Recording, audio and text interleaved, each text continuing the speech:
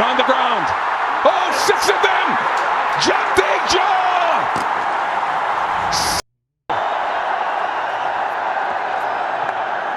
Oh, Jadeja!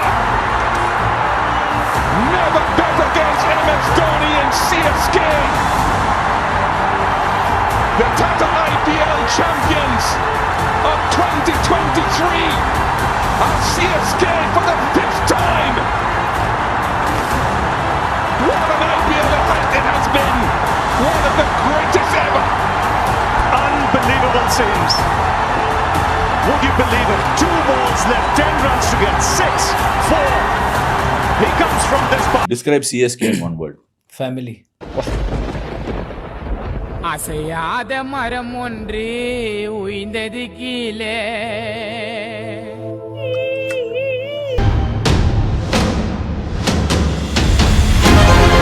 Ravindra ஜடேஜாவை ஆர்ஆருக்கு trade பண்ணுறாங்க, சஞ்சு சாம்சன் உள்ளே வராரா அப்படின்னு ஐபிஎலோட பிக்கெஸ்ட் ரூமர்ஸ். அதுக்கப்புறம் ட்ரேட் கன்ஃபார்ம் ஆகிடுச்சான்னு கேட்டிங்கன்னா கன்ஃபார்ம் ஆகிடுச்சு. இதுக்கப்புறம் சென்னை என்ன பண்ண போகிறாங்க, சென்னை சூப்பர் கிங்ஸோட கேப்டன் யார் அப்படின்றதெல்லாம் ஃபுல்லாக டீட்டெயில்ஸாக பார்க்க போகிறோம்.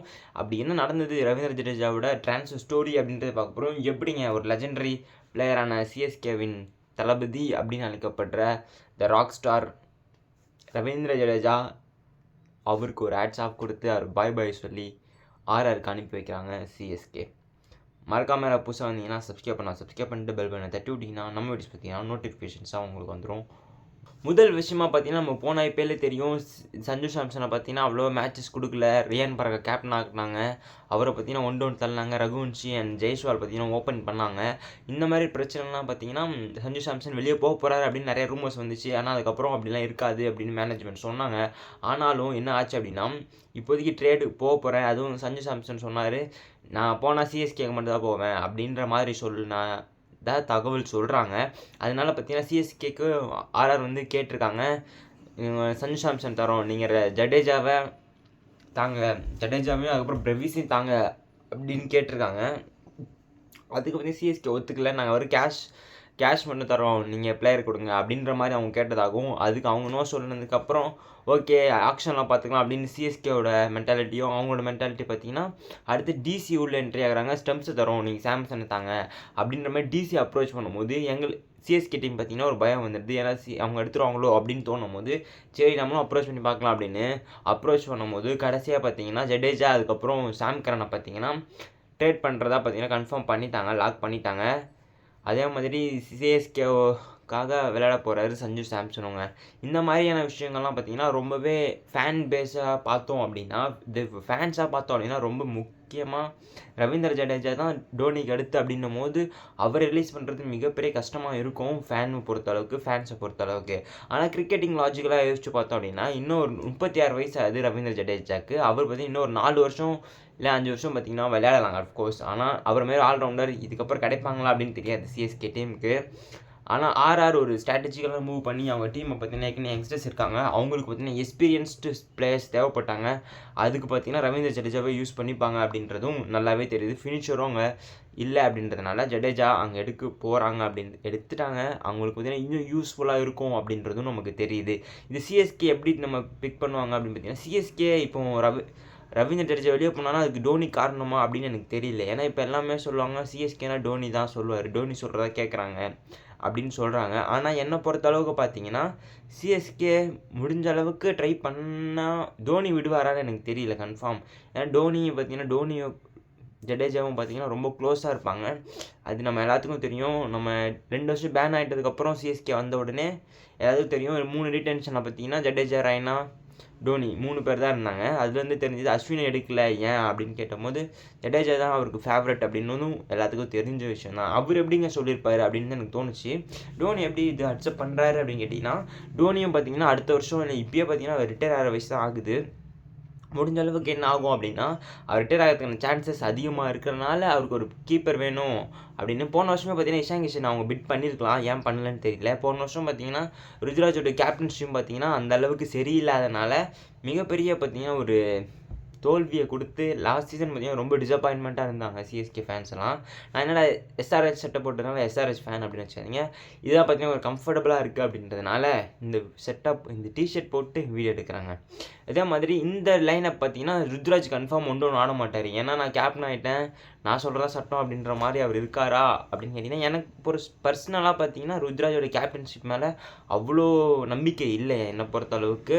ஆனால் சிஎஸ்கே ஃபேன்ஸ் அவர் நம்புகிறாங்க. பேட்டிங் ஓகே சூப்பராக ஆடுவார், நல்ல பிளேயர் அப்படின்னு எல்லாத்துக்கும் தெரியும். ஆனால் கேப்டன்ஷிப்பை பொறுத்த அளவுக்கு இன்னும் கொஞ்சம் நல்லா கற்றுக்கணும் அப்படின்னு எனக்கு தோணுது. அவர் கேப்டன்ஷிப்பில் கற்றுக்கிறாரு அப்படின்றதையும் பார்க்கலாங்க. அதே மாதிரி சஞ்சு சாம்சன் சிஎஸ்கே கேப்டன் ஆகிறதுக்கும் அதிக சான்ஸ் இருக்குது. ஆனால் உடனே ஆக்குவாங்கன்னு கேட்டிங்கன்னா சிஎஸ்கே மேனேஜ்மெண்ட் உடனே ருத்ராஜுக்கு தூக்கி கொடுத்துட மாட்டாங்க.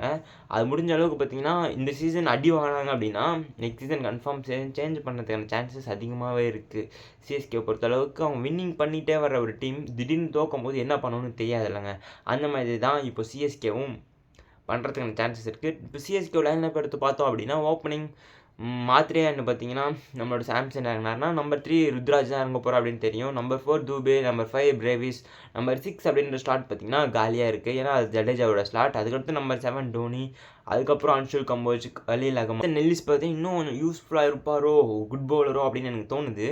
அதை பொறுத்தளவுக்கு நம்ம சிஎஸ்கே மேனேஜ்மெண்ட் ஃபிக்ஸ் பண்ணுவாங்க. ஆனால் பத்திரானாவும் நல்லா பண்ணியிருக்காரு சிஎஸ்கேக்கு எடுத்து பார்த்தோம் அப்படின்னா.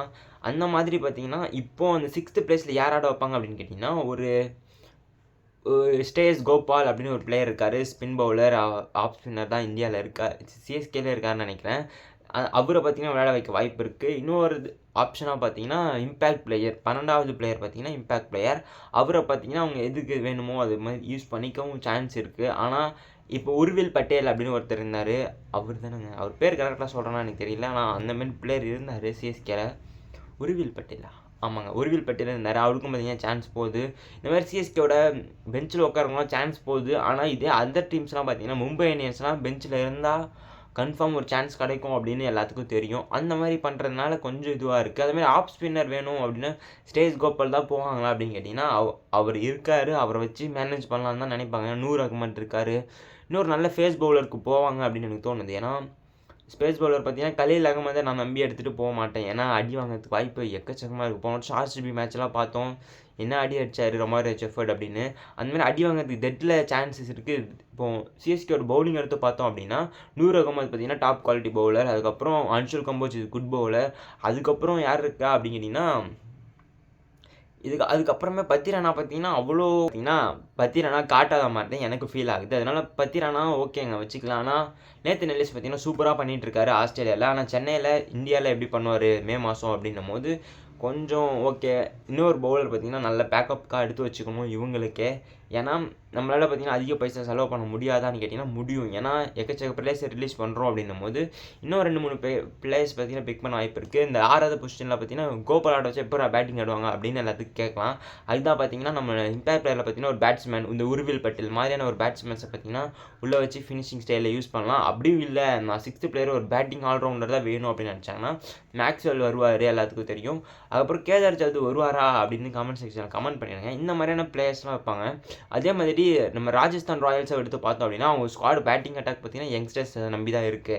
ஒரு ரகுவன்ஷி, ஜெய்ஸ்வால், அதுக்கப்புறம் நம்பர் 3 பார்த்தீங்கன்னா ரியான் பராக் ஆட சான்ஸ் அதிகமாக இருக்குதுன்னு நான் நினைக்கிறேன். ஏன்னா அவருக்கு பார்த்தீங்கன்னா புஷ் தராங்க அந்த டீம். அதனால் நம்பர் 3 ஆட வாய்ப்பு இருக்குது. ஜுரேல் நம்பர் 4 வரலாம், இல்லை நம்பர் 5 கூட வரலாம். ஆனால் ஒரு ஆப்ஷன் பார்த்தீங்கன்னா மிஸ் ஆகுது. அந்த இப்போ நம்பர் 3 யார் இறக்குவாங்க அப்படின்ற ஒரு கொஸ்டின் இருக்குது. இப்போ ஒருவேளை இருக்கிற பிளேஸ் வச்சு பார்த்தீங்கன்னா ரியான் பராக் அண்ட் ஜுரேல் அண்ட் பார்த்தீங்கன்னா நம்மளோட ஹெட்மேயர் ஆடுவாங்கன்னு எனக்கு தோணுது. ஏன்னா ஃபினிஷர் பார்த்தீங்கன்னா பவர் ஃபினிஷர் யாருமே கிடையாது அந்த டீமை பொறுத்தளவுக்கு.